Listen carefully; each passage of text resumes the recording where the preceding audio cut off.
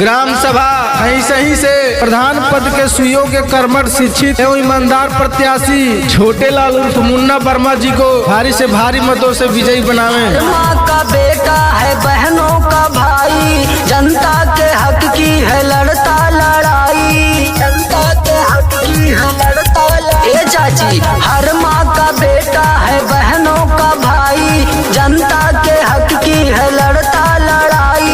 मांगे आशीर्वाद छू के हो बहुआ, हे चाची अब की जितैया चुनौआ, हे चाची अब की जितैया चुनौआ, हे चाची अब की जितैया चुनौआ, हे चाची अब की जितैया चुनौआ।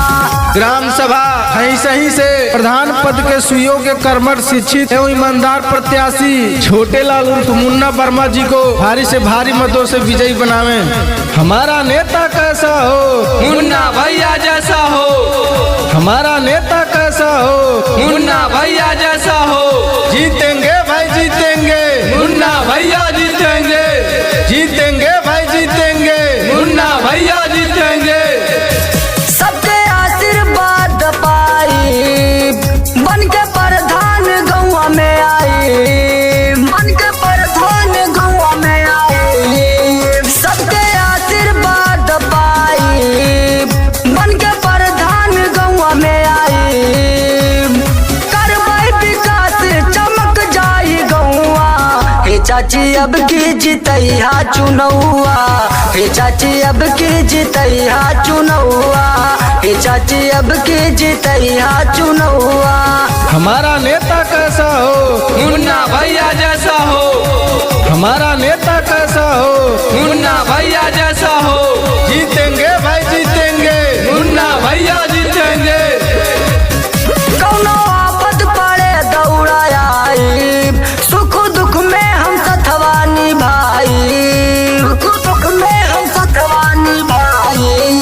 कौनो आफत पड़े दौड़ा आई, सुख दुख में हम सथवा निभाई। हाथ जोड़ कहे अपने घर के बेटौआ, हे चाची अब की जितैया चुनौआ, हे चाची अब की जितैया चुनौआ, हे चाची अब की जितैया चुनौआ।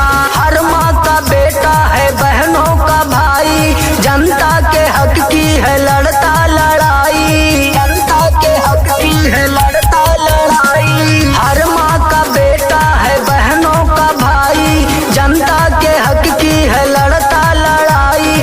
मांगे आशीर्वाद छुई के हो बहुआ, हे चाची अब की जितैया चुनौआ, हे चाची अब की जितैया चुनौआ, हे चाची अब की जितैया चुनौआ, हे चाची अब की जितैया।